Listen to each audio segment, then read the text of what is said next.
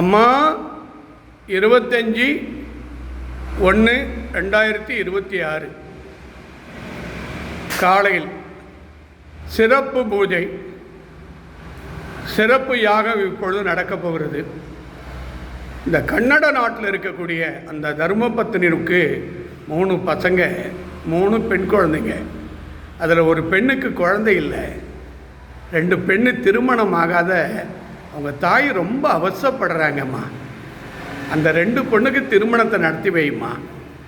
அதே மாதிரி சிங்கப்பூர் அனைத்து நல்ல உள்ளங்களுக்கும், அமெரிக்கா கமலா ராமசாமிக்கும், சென்னை திருவொற்றியூர் வராகி நிவாஸ் அன்பு தாய் சாந்தி குடும்பத்திற்கும்,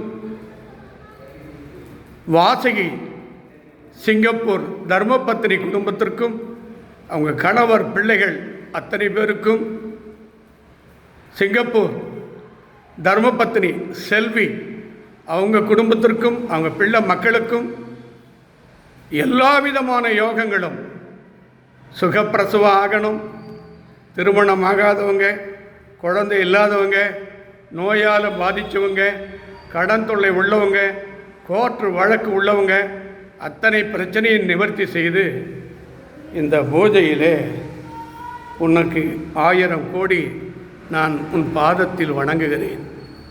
அற்புத காளியே, நவகாலியே, பேசும் காளியே, பில்லியம் சூன்யம் காற்று கருப்பு செய்வினை நிவர்த்தி செய்யக்கூடியவளே, செவ்வாதோஷம் நாகதோஷம் கிரகதோஷம் பிறப்பு தோஷத்தை நிவர்த்தி செய்யக்கூடியவளே, யாரெல்லாம் கணவன் மனைவி பிரிந்திருந்தாங்களோ அத்தனை குடும்பத்தையும் சேர்த்து வையும்மா.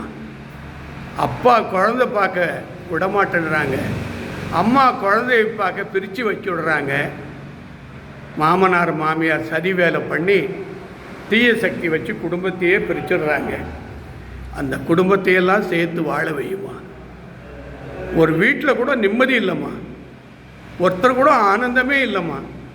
பிரச்சனை பிரச்சனை பிரச்சனை, உடலில் பிரச்சனை, குடும்பத்தில் பிரச்சனை, பிள்ளைகளால் பிரச்சனை, அப்பா அம்மா பேச்சு பிள்ளைகள் கேட்குறதே இல்லை. இன்றைக்கி 80% பெண்கள் அவங்களே கல்யாணம் பண்ணிக்கிறாங்க.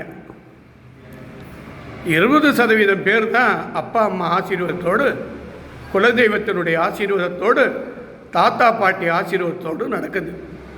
ஜாதகம் பார்க்காத திருமணமும் பொருத்தம் பார்க்காத திருமணமும் வாழ்ந்ததா வரலாறு இல்லை. எல்லா யோகமும் வேண்டும். தாயிற் சிறந்தது கோயிலும் இல்லை, தந்தை சொல் மிக்க மந்திரம் இல்லை. அப்பா விட உனக்கு உரிமை உண்டா? மாதா பிதா குரு தெய்வம் 10 மாதம் சுமந்தெடுத்த தாய்க்கு தெரியாத ஒரு திருமணத்தை நடத்தி கொள்கிறாயே, இதுதானா தர்மம்? இதுதானா பக்தி? இதுதானா உன்னுடைய வாழ்க்கை? நீ எத்தனை கோடி சம்பாரித்து எத்தனை வீடு கட்டி என்ன பிரயோஜனம்? அன்பில்லாத இடமும், அருள் இல்லாத இடமும், பக்தி இல்லாத இடமும், உண்மை இல்லாத இடமும், ஒழுக்கம் இல்லாத இடமும் வாழ்ந்த வரலாறு சரித்திரம் இல்லை. ஆகவே பத்ரகாளி என்கிறவள் ஒரு அற்புத காளி, நவகாளி, நவசக்தி, சிவகாளி, சிவசக்தி. யார் இவள் பாதத்தை வணங்குகிறீர்களோ அற்புதமான ஜொலிக்கிறாள். அவள் கண்களிலிருந்து உங்களுக்கு ஆசீர்வாதம் கிடைக்கும். அவள் கைகளில் இருந்து அற்புதமான யோகங்கள் தென்படும். பிரம்மாண்ட அலங்காரம், பிரம்மாண்ட ஆசீர்வாதம் கிடைத்திருக்கிறது தாயே. உனக்கு 1000 கோடி என் நெஞ்சார்ந்த நன்றியை தெரிவித்து இந்த பூஜையை நிறைவு செய்கிறேன்.